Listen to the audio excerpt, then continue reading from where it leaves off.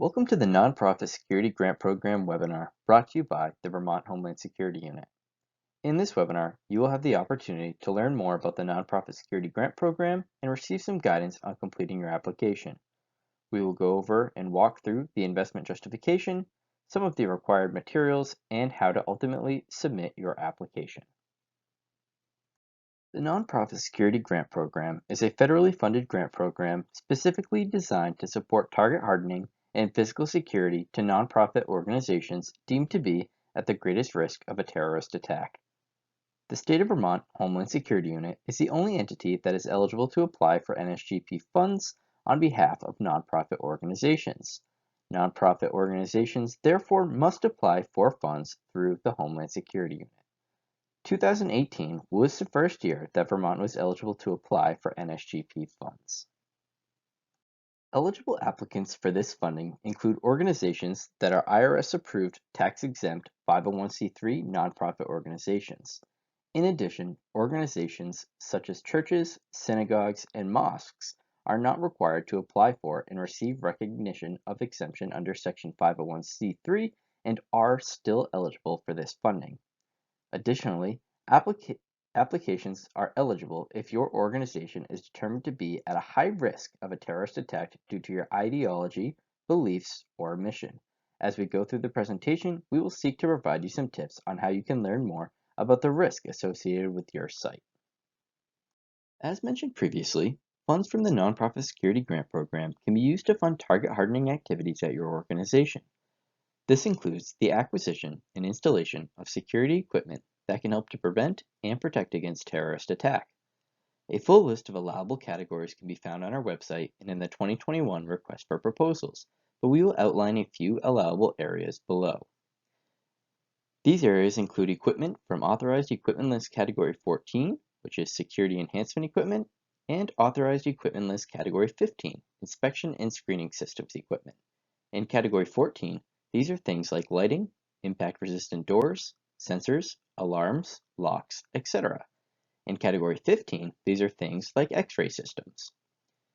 In addition, in 2021, FEMA is allowing two equipment costs outside of these AEL categories. These include handheld radios and public warning systems. In a few slides, we will talk about the Site Vulnerability Assessment, which is a required component for this program. But you should know that the equipment you apply for must be tied directly to the Site Vulnerability Assessment. And again, we will touch on this shortly. In addition to equipment-related costs, there are a few other areas these funds can be utilized. Security-related training is an allowable cost, but there are some limitations. Training costs are limited to attendance fees for training and related expenses, such as materials, supplies, and/or equipment.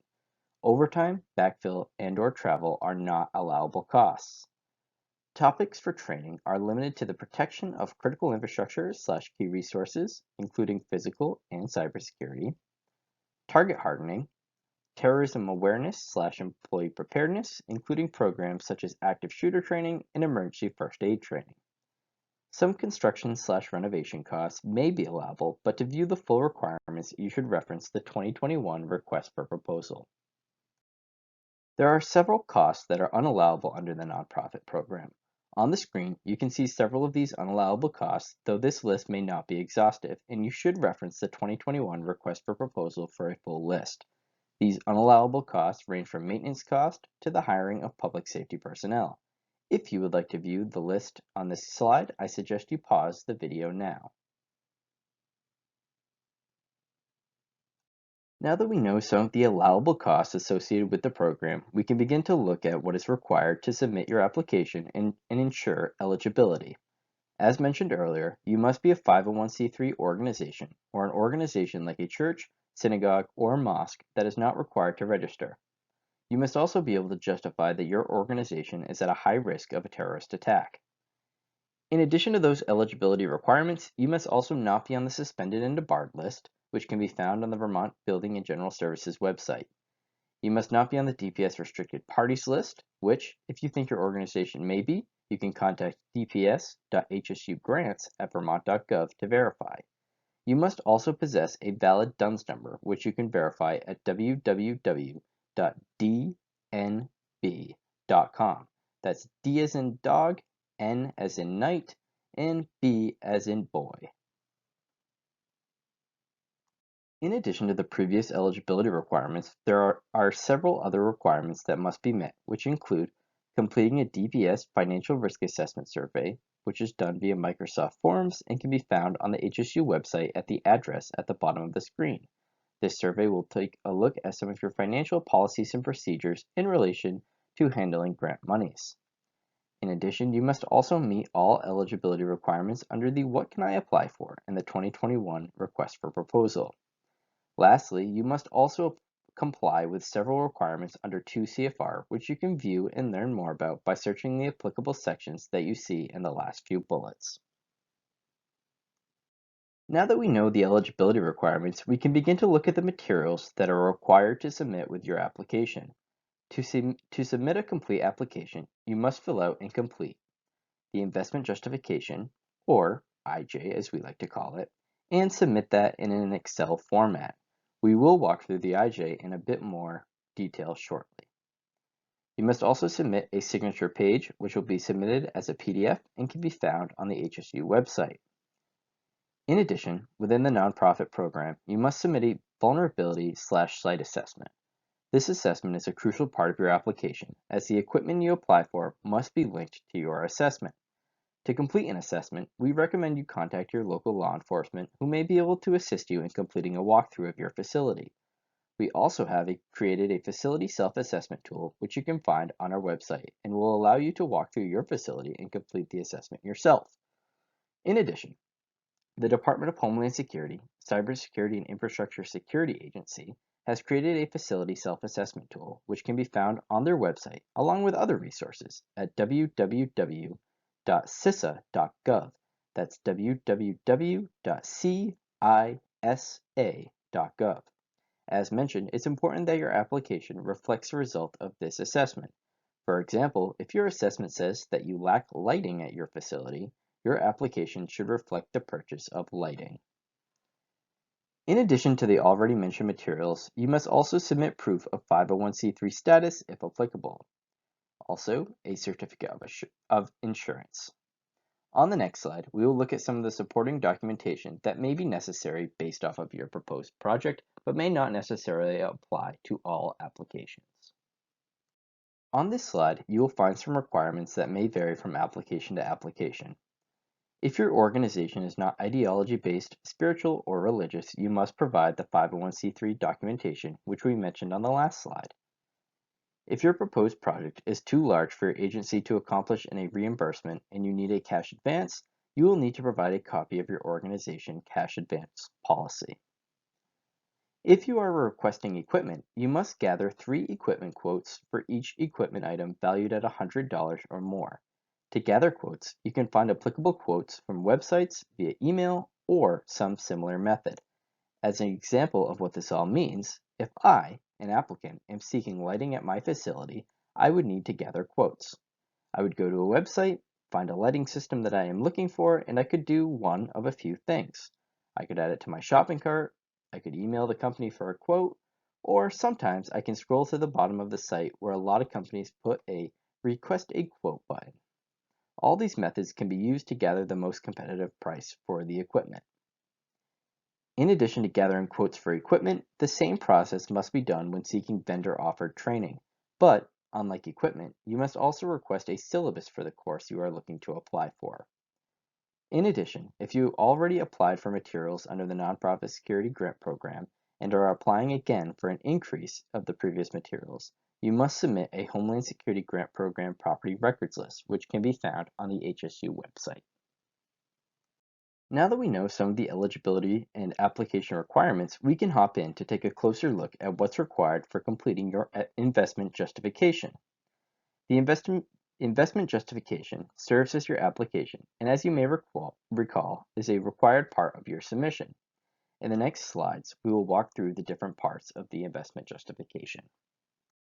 The investment justification, or IJ, is completed in Microsoft Excel. All sections of the form must be completed accurately. Missed or incomplete entries may result in a point reduction or disqualification. On this slide, we'll walk through the first section of the IJ, which entails the applicant information. Many of these areas are pretty self-explanatory, but we will run through them pretty quickly. In this first section, you will need to provide the legal name of your organization, and you should be sure to accurately enter this name and not use any other alias, as it will not be accepted. You will need to provide the physical address of the facility and where the target hardening activities will be used. Other locations, such as your headquarters or a regional facility, are not acceptable. You will also need to provide the county for which your organization resides in, the year the original facility was constructed.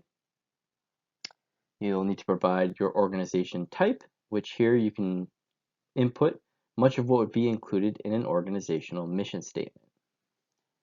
In regard to membership and community served, you should include the number of members within your organization, where it's located, and what your organization does to support the community.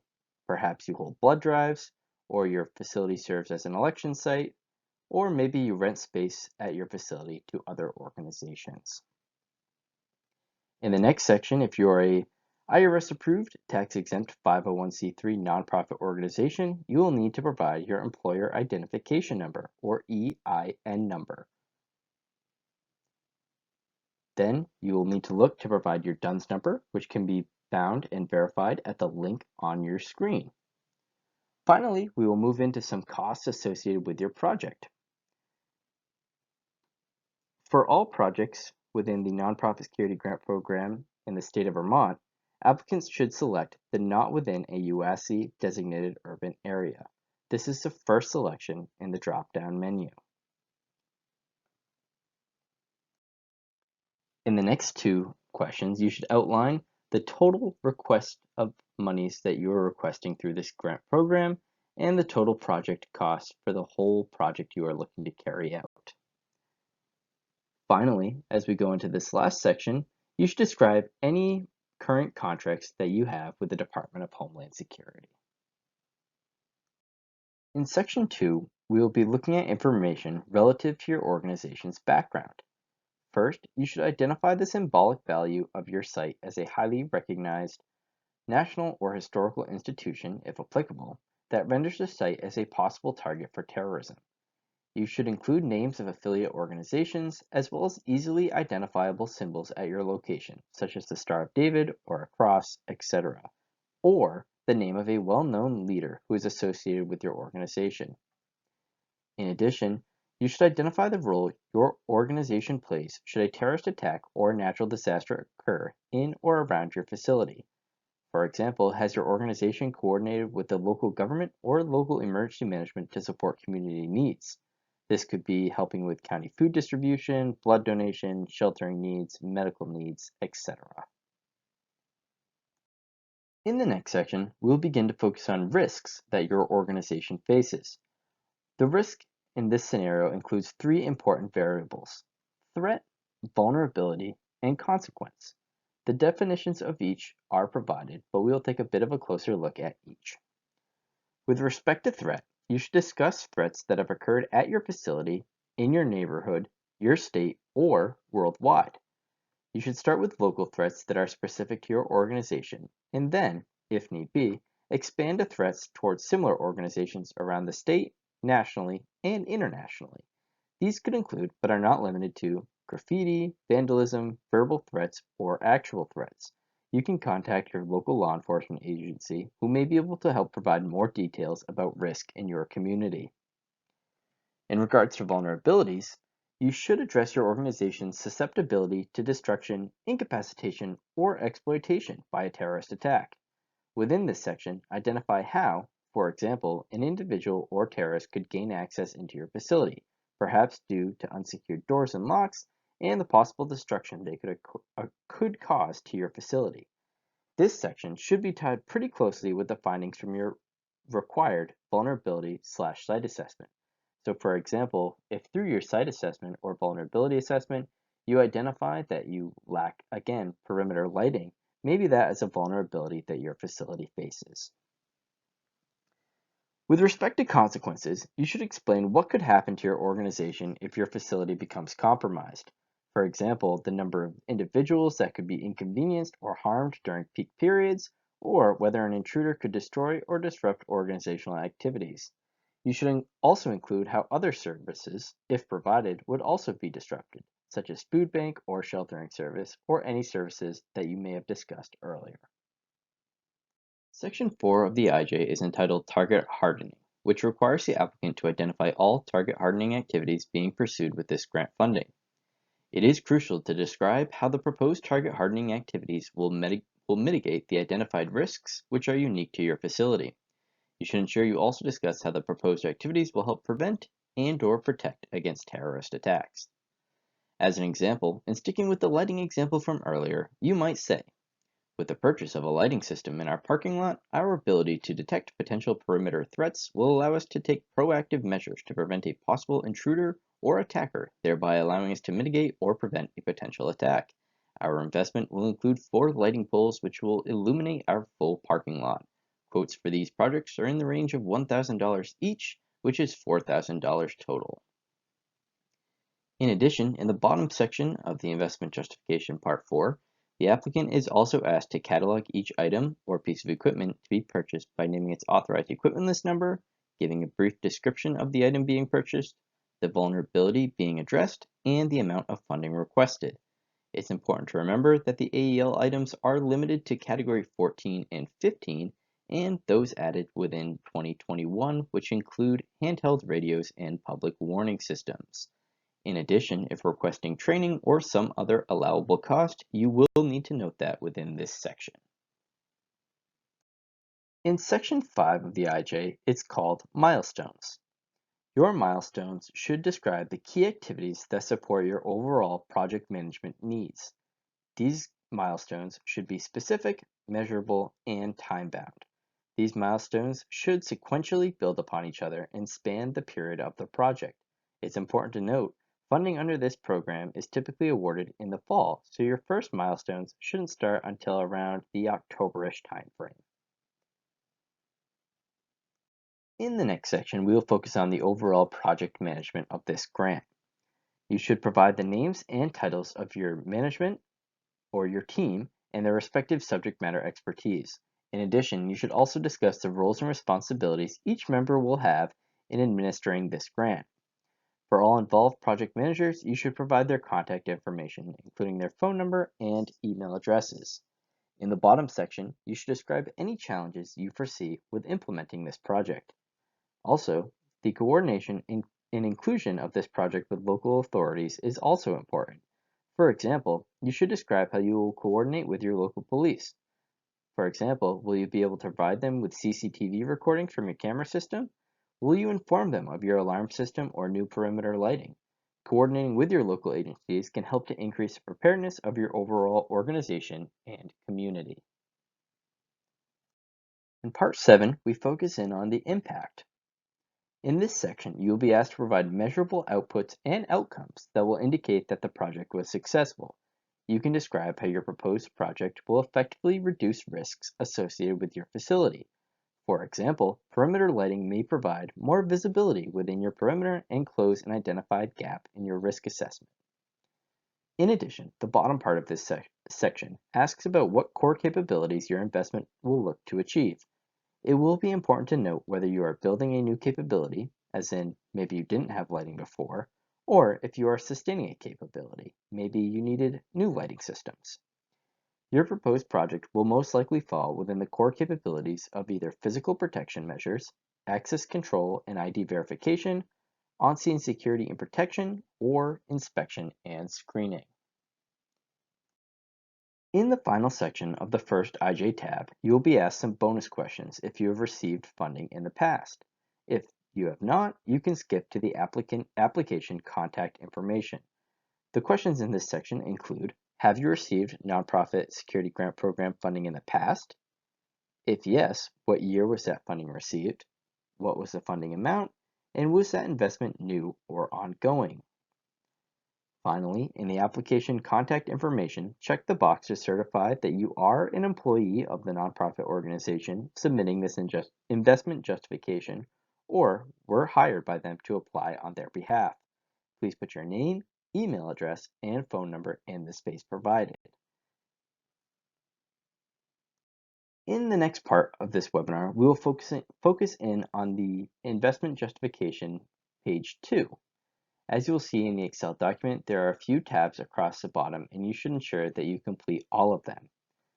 So honing in on the second section of the IJ, we will focus in on filling in some additional details that will help to facilitate and process your grant effectively. In the first section here, you will have a set of yes or no questions. In those questions, where you see blue text, you can click the link to be taken to where you can learn more about that specific question. For example, the first box with the suspended and debarred list will take you directly to the state list where you can see if your organization is listed.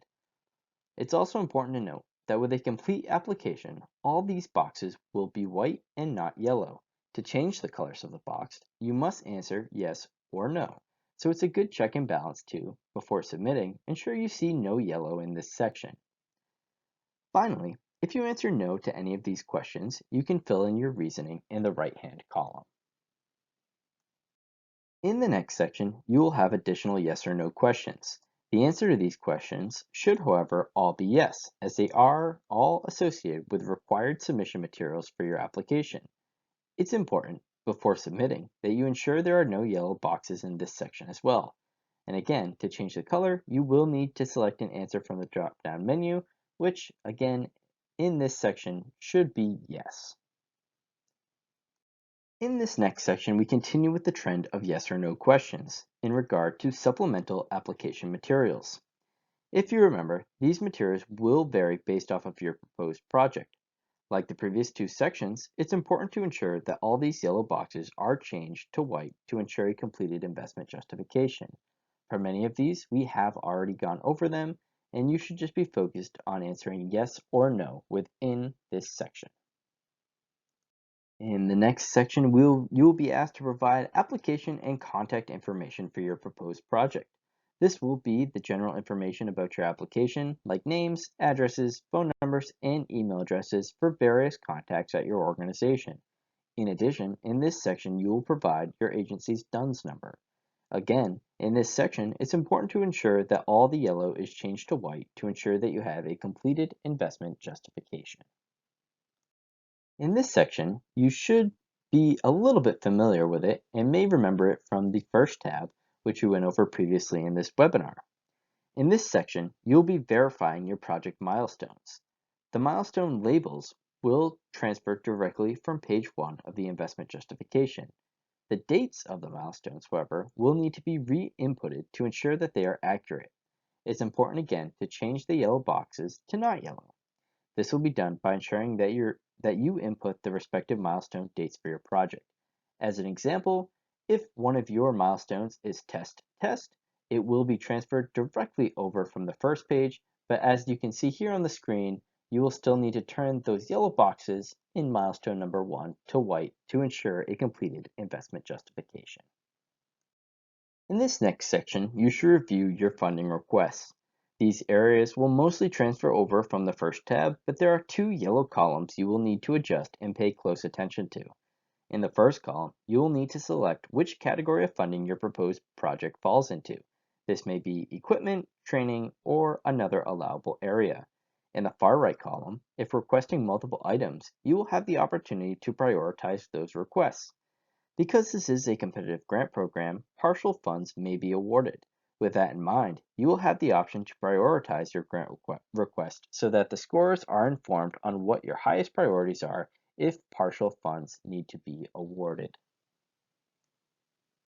In this last section, no input is needed. However, it's important to verify that the information in this has been transferred over correctly.